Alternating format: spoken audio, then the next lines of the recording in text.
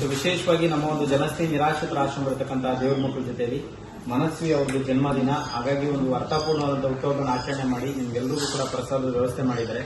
ದಯವಿಟ್ಟು ಜೋರಾಗಿ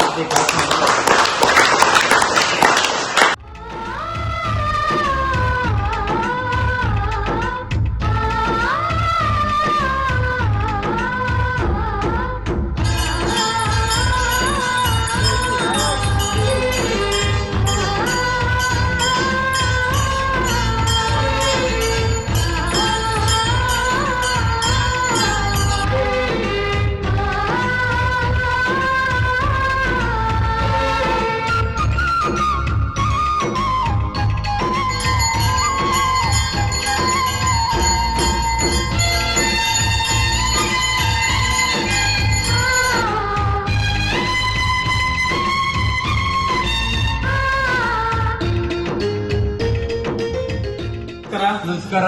ಎಲ್ಲರೂ ಚೆನ್ನಾಗಿದ್ದೀರಾ? ಚೆನ್ನಾಗಿದ್ದೀವಿ. ಇವತ್ತು ವಿಶೇಷವಾಗಿ ನಮ್ಮ ಒಂದು ಜನಸ್ಥಿ ನಿರಾಶ್ರಿತರ ಆಶ್ರಮ ಇರತಕ್ಕಂತಹ ದೇವ್ರ ಮಕ್ಕಳ ಜೊತೆಯಲ್ಲಿ ಮನಸ್ವಿ ಅವ್ರದ್ದು ಜನ್ಮದಿನ. ಹಾಗಾಗಿ ಒಂದು ಅರ್ಥಪೂರ್ಣವಾದಂತಹ ಹುಟ್ಟುಹಬ್ಬವನ್ನು ಆಚರಣೆ ಮಾಡಿ ನಿಮ್ಗೆಲ್ಲರಿಗೂ ಕೂಡ ಪ್ರಸಾದದ ವ್ಯವಸ್ಥೆ ಮಾಡಿದ್ದಾರೆ. ದಯವಿಟ್ಟು ಜೋರಾಗಿ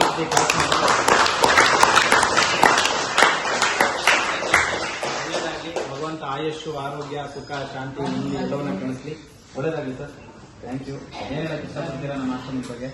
ಇದೇ ಥರ ಹಿಂಗೆ ಎಲ್ಲರಿಗೂ ನಾವು ಒಳ್ಳೇದು ಮಾಡ್ಕೊಂತ ನಾವು ಜೀವನಕ್ಕೆ ಒಳ್ಳೇದು ಮಾಡಿದ್ರೆ ಅಷ್ಟೇ ಸಾಕು. ಹೇಗಿದೆ ಆಶ್ರಮ? ತುಂಬ ಚೆನ್ನಾಗಿದೆ. ಆದರೆ ಒಂಚೂರು ಪ್ರಕೃತಿಲಿ ಸ್ವಲ್ಪ ಮರಗಳು ಬೇಕಾಗಿತ್ತು. ಇಲ್ಲ ಅದೊಂದು ಬಿಟ್ಟರೆ ಇನ್ನೆಲ್ಲ ಚೆನ್ನಾಗಿ. ಅಜಯ್ ಏನ್ ಹೇಳ್ತೀರಿ? ನಿಮ್ಮಂತ ಮಗನ ಪಡೆದಿರೋರು ಎಷ್ಟು ಪುಣ್ಯ ಮಾಡಿದ್ರು, ಎಷ್ಟು ಜನಗಳನ್ನೆಲ್ಲ ನೀವು ಸಾಕ್ತಾ ಇದ್ದೀರಾ. ಆ ಭಗವಂತ ನಿಮ್ಗೆ ಆಶೀರ್ವಾದ ಕೊಡ್ಲಿ. ನಿಮ್ಮಿರೋ 2 ಮಕ್ಕಳು ಅಭಿವೃದ್ಧಿ ಆಗಲಿ. ನೀವು ಚೆನ್ನಾಗಿರಿ. ಇಂಥ ತಾಯಿದಿರೋ ಹೊಟ್ಟೆಗೆ ಹುಟ್ಟಿರೋ ಮಕ್ಕಳು ಏನು ಕರ್ಮ ಮಾಡಿದ್ವೋ ಏನೋ, ಅವ್ರಿಗೆ ಜನ್ಮ ಕೊಟ್ಟು ಕರ್ಮ ಮಾಡ್ಕೊಂಬಿಟ್ಟವ್ರೆ. ಎತ್ತು ತಂದೆ ತಾಯಿ ಸಾಕ್ದಂತವ್ರು ಇನ್ನೆಂಥ ದುರ್ಬೀಜದ ಜನ ಅವರು ಗೊತ್ತಿಲ್ಲ. ಅವ್ರಿಂಥ ಜನ ಅಂತ ನಮಗೆ ಗೊತ್ತೇ ಇಲ್ಲ. ಭಗವಂತ ಅವ್ರ ದೇವ್ರನ್ನು ಕ್ಷಮಿಸಲ್ಲ. ದೇವ್ರಿಗೂ ಒಂದಿಷ್ಟು ಅನ್ನ ಬಟ್ಟೆ ಕೊಡಲ್ಲ.